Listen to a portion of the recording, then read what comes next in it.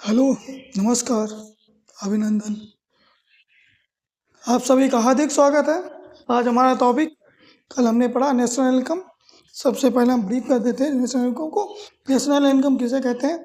जब हमारे देश के अंदर के नागरिक, नेशनल इनकम किसे कहते हैं? जब हमारे देश के अंदर अंदर के नागरिक या विदेश में, हमारे देश के अंदर के नागरिक चाहे देश के अंदर या बाहर कमा रहे हों, उनकी इनकम को कैलकुलेट करेंगे।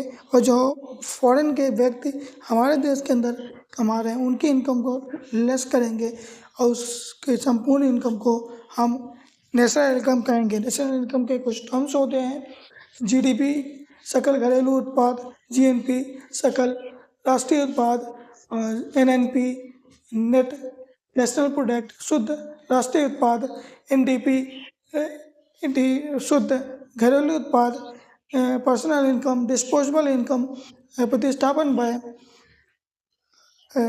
ये सभी टर्म्स होते हैं। ठीक है, हल्का कैलकुलेट हो। कोई भी कन्फ्यूजन हो आप लोग कमेंट सेक्शन में पूछ सकते हैं और कम्युनिटी पोस्ट पे भी हमसे पूछ सकते हैं। तो आज का टॉपिक है मुद्रा and banking, money and banking. क्या आपने सोचा है आरबीआई कैसे पूरी इकोनॉमी को में मनी सप्लाई को कंट्रोल करती है? अगर आज हम समझेंगे मुद्रा पूर्ति, मुद्रा आपूर्ति और आरबीआई को, ठीक है, एक सिंपल हिंदी में, कुछ हम इंग्लिश का टर्म यूज करेंगे क्योंकि ये आरबीआई में है और उसे इंग्लिश में ही, बुक्स में भी देख रहे होंगे, इंग्लिश में ही लिखा होता है। इंग्लिश के ही टर्म्स होते हैं, देवनागरी लिपि में लिखा होता है। अगर उसके अगर मीनिंग ट्रांसलेट करेंगे तो आप लोग नहीं समझ पाएंगे। ओके, हेलो एवरीवन, आप सभी का हार्दिक स्वागत है। मैं हूं सुरेश शुक्ला और आप सभी लोग देख रहे हैं सुरेश शुक्ला यूट्यूब चैनल। आप सभी का हार्दिक स्वागत है। आज यहाँ पर हम इकोनॉमिक्स को जीरो से एडवांस तक समझते हैं, एक आसान भाषा में, उसी पे हम लोग हैं। और आज हमारा सबसे पहले मुद्रा यानी कि मनी। मनी क्या है? मनी क्या है? मुद्रा क्या है बताइए।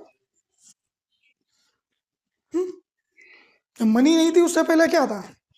बार्टर सिस्टम यानी विनिमय व्यवस्था। उसी को हमने मॉडर्न कॉन्सेप्ट में लाया है, मनी, मुद्रा। मुद्रा भी वही है, एक मीडियम ऑफ एक्सचेंज। हमें किसी के बदले में, किसी चीज़, वस्तु के बदले या सेवा के बदले हम मूल्य का मूल्य ट्रांसफर करते हैं। पहले हम एक चीज़ के बदले में दूसरी चीज़ देते थे, एक सेवा के बदले में दूसरी सेवा लेते थे। अब हमने उस कॉन्सेप्ट को बदल दिया है और हमने कर दिया है कि हम मनी के बदले हमसे वस्तु या सेवा लेंगे। जैसे आप लोग स्कूल में पढ़ते हैं, आप वहाँ पर फीस जमा करते हैं, से आप शिक्षा ले रहे हैं, वो एक सेवा ले रहे हैं तो उसकी आप फीस ले रहे हैं। और वहाँ पर टीचर्स सेवा अपनी दे रहे हैं तो वो स्कूल से अपनी फीस ले रहे हैं, सैलरी ले रहे हैं। और इससे क्या था, आप स्कूल का कोर्स लेते हैं तो वो गुड्स की से नहीं आता है तो वो भी आप मुद्रा से ले रहे हैं। अगर पहले सिस्टम चल रहा होता तो एक दूसरे से आदान प्रदान होता। ओके, आप लोग मुद्रा समझ गए। आप सेकंड है M1 M3। M1 और M3 क्या है? M1 वो है जिसमें हमारे पास कैश मुद्रा होगी और बैंक में जमा मुद्रा होगी। बैंक में जमा मुद्रा को डिमांड डिपॉजिट कहेंगे और डिमांड डिपॉजिट सेविंग बैंक और करंट अकाउंट में होती है। सेविंग बैंक में आपको इंटरेस्ट मिलता है और करंट बैंक में नो इंटरेस्ट मिलता है। M3 क्या होता है? M3 जिसमें M1 और प्लस टाइम डिपॉजिट, यानी कि जिसमें एक समय अवधि के लिए कोई मुद्रा, कोई मनी आपकी जमा हो जाती है, उसे हम टाइम डिपॉजिट मुद्रा कहते हैं। टाइम डिपॉजिट, इसमें एफडी आती है, आरडी आती है और भी चीज़ें आती हैं। तो आरबीआई का क्या रोल है बताइए, आप लोग ही बताइए। ओके, नहीं पता, ठीक है, मैं बताता हूँ। इंडिया में पूरा का पूरा मनी मुद्रा का कंट्रोल भारत सरकार ने आरबीआई को दे दिया है।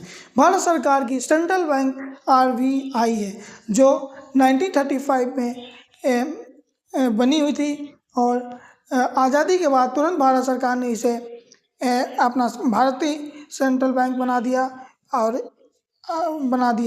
और उसने अपना कॉन्सेप्ट कर दिया है। और आरबीआई मनी को कैसे सप्लाई करती है, इसकी कुछ टूल्स हैं, कुछ टर्मिनोलॉजी हैं। जैसे फर्स्ट टर्मिनोलॉजी रेपो रेट। हमने बोला था इसमें हम कुछ इंग्लिश के शब्द यूज करेंगे, हिंदी के नहीं यूज करें। रेपो रेट, जब हमारे मुद्रा को, हमें आरबीआई को मुद्रा को मार्केट से कम करना होता है, जब रेपो रेट को बढ़ा देती है, रेपो रेट की बढ़ाएगी तो ऋण भी बढ़ेंगे, ऋण बढ़ेंगे तो मुद्रा कम होगी, लोन। जैसे कि सरकार रेपो रेट बढ़ा देगी, रेपो रेट बढ़ जाएगा तो जो बैंक से पैसा है, बैंक पैसा किसे दे देगा? ऋण में गवर्नमेंट को आरबीआई ले लेता है, तो लोन बढ़ेगा, लोन बढ़ेगा तो मार्केट से मुद्रा सप्लाई घटेगी, और इसे आप रिवर्स में कर देंगे, कम करेंगे, लोन कम होगा और मुद्रा सप्लाई बढ़ेगी। Okay, reverse repo rate. Reverse repo rate में क्या होगा? अगर जब बढ़ेगा तो डिमांड जो जमा है वो बढ़ेगी, और जमा बढ़ेगी तो मुद्रा सप्लाई घटेगा, और इसका अपोजिट आप कर लेंगे। CRR, cash reserve ratio. इसमें क्या है? अगर कैश रिजर्व रेशियो भारत सरकार बढ़ाएगी तो ऋण कम होगा, ऋण कम होगा तो मुद्रा सप्लाई कम होगी। इसमें क्या है? ये आरबीआई से रिलेटेड नहीं है। अगर CRR का बैंक ने बढ़ाया तो पहले मतलब कि 2% CRR कर रहे थे, तो बैंक 2% अपना फिक्स जो उसकी जमा करती है, एक सेविंग गवर्नमेंट के 2%, जैसे कि 100 रुपये है, 100 रुपये का 2 रुपये, उसे 2 रुपये आरबीआई में जमा करना पड़ता है। ठीक है, तो अगर 2 रुपये जमा करना पड़ता है, 98 रुपये बैंक लोन दे देती है। ठीक है, और अगर ये बढ़ेगा CRR 10 रुपीज़ हो गया तो लोन कम हो गया, कितना हो गया? 90 रुपीज़। अब मार्केट में 90 रुपये गई, बैंक अपना लोन दे सकती, तो मुद्रा सप्लाई कितने रुपये? 8 रुपये कम हुई ना।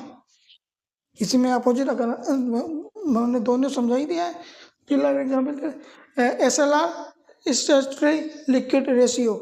ये अगर बढ़ेगा तो ऋण कम होगा, मुद्रा सप्लाई कम होगी, कम होगा तो ऋण ज़्यादा होगा, मुद्रा सप्लाई बढ़ेगी। टर्मिनोलॉजी आप लोग समझ रहे हैं ना? कोई भी डाउट हो आप कमेंट सेक्शन में पूछ सकते हैं, कम्युनिटी पोस्ट पे पूछ सकते हैं, और हमारे टेलीग्राम भी से भी जुड़ सकते हैं। ओके, ऐसे टॉपिक यूपीएससी में आते रहते हैं। इंडियन इकोनॉमिक सेक्शन में बहुत से आप लोग PYQ देख रहे होंगे, ऐसे आते हैं।